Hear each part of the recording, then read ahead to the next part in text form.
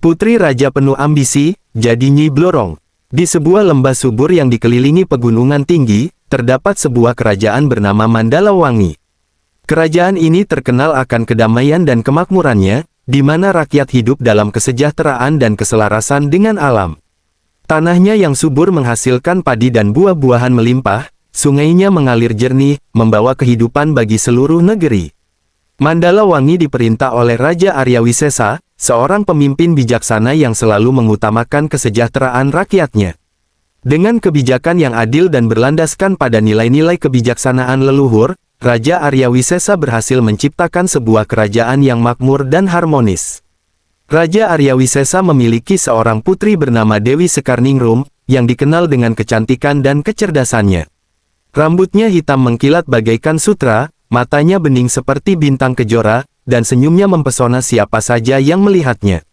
Namun, di balik pesona fisiknya, Dewi Sekarningrum juga dianugerahi kecerdasan yang luar biasa. Sejak kecil, ia gemar mempelajari segala hal, mulai dari seni, sastra, hingga ilmu pengetahuan yang pada masa itu jarang diakses oleh wanita. Meski begitu, Dewi Sekarningrum memiliki ambisi yang besar, jauh melampaui apa yang seharusnya dimiliki oleh seorang putri kerajaan. Ia tidak puas hanya menjadi seorang putri yang cantik dan cerdas, yang hidupnya terbatas pada istana. Ia ingin lebih dari itu, ia ingin menjadi pemimpin, memegang kekuasaan dan mempengaruhi jalannya pemerintahan. Dewi Sekarningrum percaya bahwa dengan pengetahuannya, ia bisa membawa kerajaan ini ke puncak kejayaan yang lebih tinggi lagi. Namun, keinginan ini tidak disetujui oleh ayahnya, Raja Arya Wisesa, yang masih memegang teguh tradisi bahwa kekuasaan hanya boleh dipegang oleh laki-laki. Rasa kecewa dan frustrasi tumbuh di hati Dewi Sekarningrum. Meskipun dia selalu tampak tenang dan bijaksana di depan umum, dalam hatinya dia merasa terkekang oleh tradisi dan peraturan yang menurutnya tidak adil. Dia ingin membuktikan bahwa dia bisa menjadi pemimpin yang hebat, bahkan lebih hebat dari siapapun, termasuk ayahnya. Obsesi ini semakin menguasai pikirannya, dan dia mulai mencari cara untuk mewujudkan ambisinya, termasuk mengeksplorasi jalan-jalan yang dianggap tabu dan berbahaya. Setelah merasa terkekang oleh aturan dan tradisi istana, Dewi Sekarningrum mulai menyusun rencana untuk mendapatkan kekuasaan yang lebih besar. Dia tahu bahwa untuk mewujudkan ambisinya, dia harus melampaui batasan-batasan yang ada, termasuk yang bersifat spiritual. Dengan kecerdasannya, Dewi Sekarningrum memutuskan untuk mempelajari ilmu-ilmu gaib, yang selama ini dianggap tabu oleh masyarakat dan keluarganya. Pada awalnya, Dewi Sekarningrum hanya tertarik pada astrologi dan ramalan. Dia memanggil para peramal dan dukun dari berbagai penjuru negeri untuk mengajarinya membaca bintang-bintang dan memprediksi masa depan. Namun, semakin dalam dia menyelami dunia mistis ini, semakin besar keinginannya untuk mempelajari lebih banyak. Dia mendengar kisah-kisah tentang kekuatan gaib yang bisa memberikan kekuasaan tak terbatas dan keabadian, dan hal ini semakin memicu ambisinya. Dewi Sekarningrum mulai mencari guru yang lebih kuat, yang bisa mengajarinya ilmu-ilmu yang lebih dalam dan berbahaya. Dalam pencariannya, dia menemukan seorang pertapa tua yang dikenal dengan sebutan Ki Karya. Ki Karya adalah seorang pertapa yang hidup terasing di puncak gunung dan dikenal memiliki pengetahuan mendalam tentang ilmu hitam dan kekuatan gaib. Meskipun banyak yang takut padanya, Dewi Sekarningrum tak gentar. Dengan tekad yang bulat, dia mendaki gunung tersebut dan menemui Ki Karya. Ki Karya, yang awalnya enggan mengajarkan ilmu hitam kepada siapapun, akhirnya setuju untuk mengajarkan Dewi Sekarningrum setelah melihat ketulusan dan tekadnya. Namun, Ki Karya memberi peringatan keras bahwa ilmu hitam adalah pedang bermata dua, ia bisa memberikan kekuatan besar, tapi juga bisa membawa kehancuran. Dewi Sekarningrum, yang terbuai oleh impiannya, mengabaikan peringatan tersebut dan memutuskan untuk melanjutkan pembelajaran. Di bawah bimbingan Ki Karya, Dewi Sekarningrum mempelajari berbagai macam mantra dan ritual yang kompleks. Dia belajar cara memanggil roh-roh, menguasai elemen-elemen alam, dan bahkan mengendalikan pikiran orang lain. Namun, yang paling menarik baginya adalah legenda tentang sebuah perjanjian dengan makhluk gaib yang disebut Naga Raja. Menurut legenda, Naga Raja adalah entitas kuno yang memiliki kekuatan besar, tetapi untuk mendapatkan kekuatannya, seseorang harus melakukan perjanjian darah dengan makhluk tersebut. Dengan rasa penasaran yang mendalam, Dewi Sekarningrum memutuskan untuk memanggil naga raja. Pada malam yang gelap gulita, di sebuah gua terpencil yang tersembunyi di hutan, Dewi Sekarningrum melakukan ritual pemanggilan. Dia melukis simbol-simbol kuno di lantai gua dan menyalakan lilin hitam yang berbau dupa.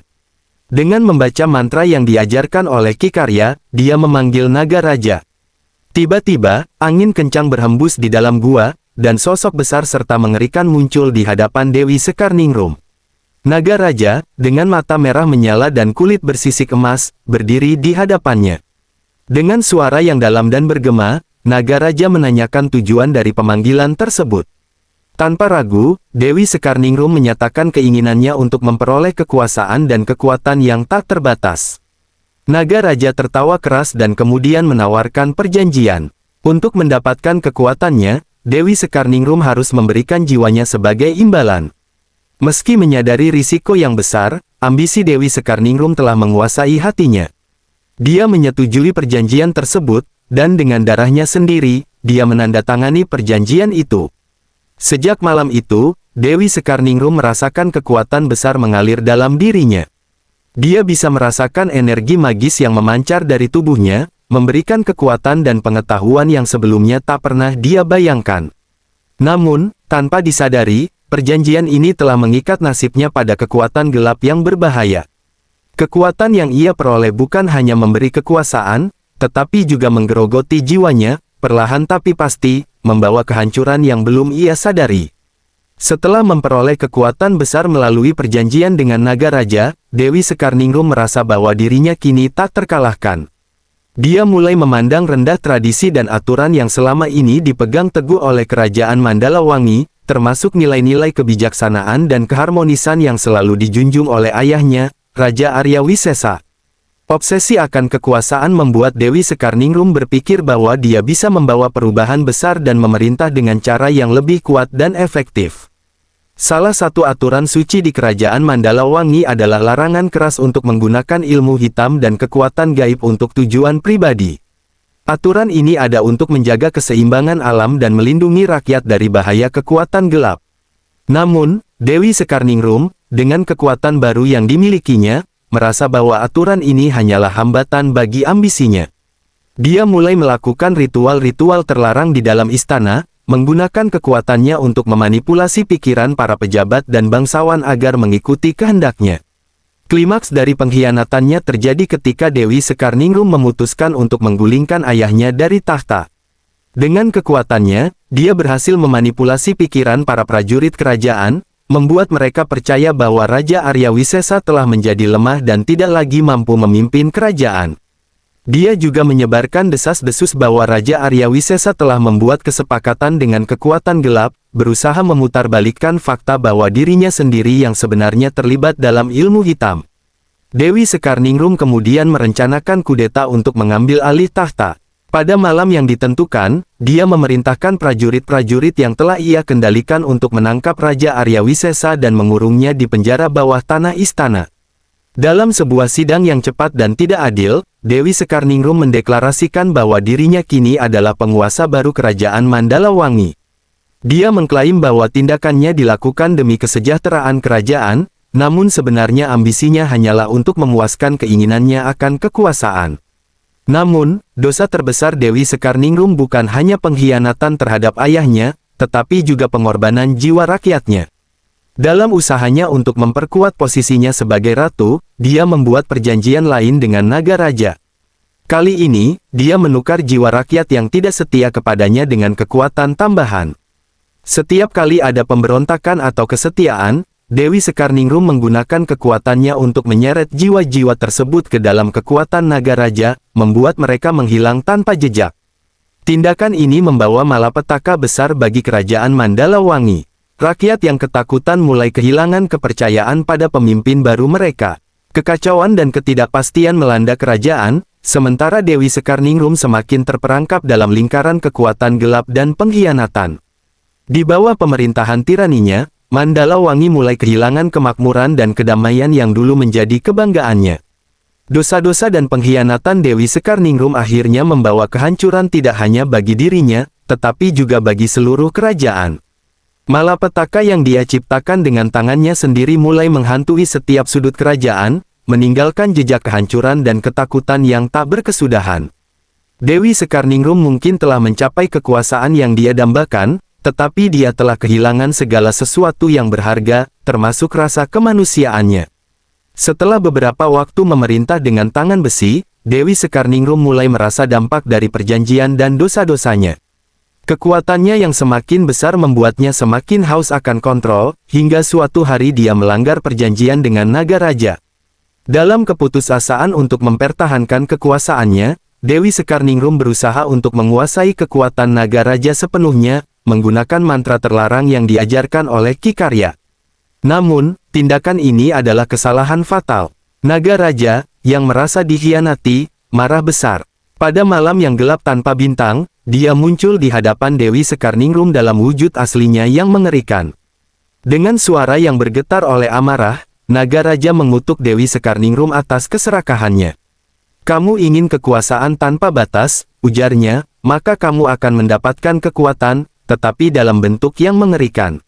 Dia menjelaskan bahwa Dewi Sekarningrum akan berubah menjadi siluman ular sebagai hukuman atas kesombongan dan dosa-dosanya. Segera setelah kutukan itu diucapkan, Dewi Sekarningrum merasakan perubahan yang mengerikan pada tubuhnya. Dalam sekejap, dia merasakan sakit yang luar biasa, seolah-olah seluruh tubuhnya terbakar dari dalam. Kulitnya mulai berubah, sisik-sisik hijau mengkilap muncul menggantikan kulit manusia. Kaki-kakinya perlahan menyatu dan memanjang menjadi ekor ular yang besar dan bersisik. Wajahnya yang cantik juga berubah, mata hitamnya kini menyerupai mata reptil yang dingin, dan lidahnya menjadi bercabang. Proses transformasi ini sangat menyakitkan, baik secara fisik maupun emosional. Dewi Sekarningrum yang dulu dikenal dengan kecantikannya kini berubah menjadi sosok setengah manusia setengah ular yang mengerikan. Rambut hitamnya yang dulu indah kini menjadi panjang dan kusut, bergabung dengan tubuhnya yang kini menjadi ekor ular. Dalam sekejap, dia berubah menjadi makhluk yang tak lagi bisa dikenali sebagai manusia, dikenal dalam legenda sebagai Nyi Blorong. Berita tentang kutukan ini dengan cepat menyebar ke seluruh kerajaan. Rakyat yang dulunya takut dan tunduk kepada Dewi Sekarningrum kini merasa ngeri dan jijik. Mereka melihat transformasi tersebut sebagai bukti dosa-dosa besar yang telah dilakukannya. Keluarga kerajaan, termasuk Raja Arya Wisesa, yang akhirnya dibebaskan dari penjara, merasa malu dan takut. Meskipun Dewi Sekarningrum adalah putri mereka, kutukan ini membuatnya menjadi ancaman yang tak bisa diterima di tengah masyarakat. Akhirnya, dengan rasa malu dan ketakutan yang mendalam, keluarga kerajaan memutuskan untuk mengasingkan Dewi Sekarningrum dari istana. Dia dibuang ke sebuah gua terpencil di luar batas kerajaan, tempat yang penuh dengan kegelapan dan jauh dari peradaban. Gua itu menjadi tempat tinggalnya yang baru, di mana dia harus hidup terasing dari dunia luar, hanya ditemani oleh kesepian dan rasa bersalah yang menghantuinya setiap hari. Setelah diasingkan dari kerajaan dan kehilangan wujud manusianya, Dewi Sekarningrum, yang kini dikenal sebagai Nyi Blorong, harus menghadapi realitas barunya di dunia gaib. Terisolasi di gua yang gelap dan terpencil, Nyi Blorong perlahan-lahan terbiasa dengan kehidupan di alam mistis. Dunia gaib ini dipenuhi oleh berbagai makhluk astral dan roh-roh yang tidak terlihat oleh mata manusia biasa. Tempat ini menjadi rumah barunya, di mana hukum alam dan manusia tidak berlaku. Nyi Blorong menemukan bahwa dalam wujud barunya, dia memiliki kekuatan yang jauh lebih besar dari sebelumnya.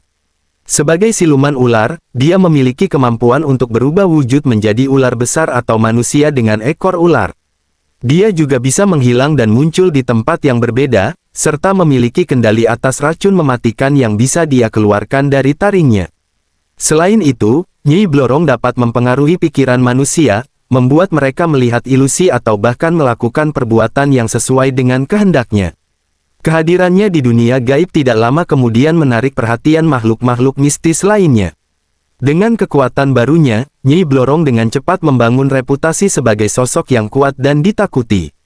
Banyak roh-roh dan makhluk gaib yang menghormatinya, sementara yang lain merasa takut akan kekuatannya. Dia menjadi penguasa di wilayahnya sendiri, mengendalikan makhluk-makhluk gaib yang tinggal di sekitar gua tempat tinggalnya. Dalam waktu singkat, legenda tentang Nyi Blorong mulai menyebar di dunia manusia. Orang-orang mulai berbicara tentang putri kerajaan yang terkutuk menjadi siluman ular, yang sekarang hidup di alam mistis. Menurut cerita yang beredar, Nyi Blorong memiliki kekuatan untuk memberikan kekayaan atau nasib buruk kepada siapapun yang berani memanggilnya. Beberapa percaya bahwa dia dapat memberikan emas dan harta karun kepada mereka yang berhasil menyenangkan hatinya, tetapi ada pula yang memperingatkan bahwa kutukan dan malapetaka akan menimpa mereka yang berani memanggilnya tanpa kehati-hatian. Cerita tentang kekuatan mistis Nyi Blorong membuat banyak orang tergoda untuk mencoba memanggilnya demi mendapatkan kekayaan instan. Mereka yang putus asa, baik karena kemiskinan atau ambisi, datang ke gua tempat dia tinggal dan melakukan ritual pemanggilan, biasanya dengan memberikan persembahan berupa barang-barang berharga atau hewan korban. Nyi Blorong, dalam wujudnya yang mengerikan, akan muncul dan menilai persembahan tersebut. Jika dia merasa terhibur atau puas, dia akan memberikan emas atau harta karun kepada pemanggilnya. Namun, jika dia merasa tidak puas, dia bisa memberikan kutukan yang mengerikan. Karena sifatnya yang dualistik, Nyi Blorong menjadi sosok yang ditakuti sekaligus dihormati. Dia dipandang sebagai dewi kekayaan oleh beberapa orang, sementara yang lain menganggapnya sebagai roh jahat yang harus dihindari. Kisah tentang keberadaannya dan kekuatan mistisnya terus menjadi legenda yang diceritakan turun-temurun, memperkaya budaya lokal dan menjadi bagian dari cerita rakyat yang selalu diceritakan di malam hari. Nyi Blorong, meskipun hidup dalam kesendirian dan kegelapan, tetap memegang kekuasaan yang besar di dunia gaib. Dia menjadi simbol kekuatan, kutukan, dan keberuntungan yang saling bersinggungan, sebuah peringatan akan bahaya ambisi yang tidak terkendali dan kekuatan gelap yang selalu mengintai di balik tirai dunia.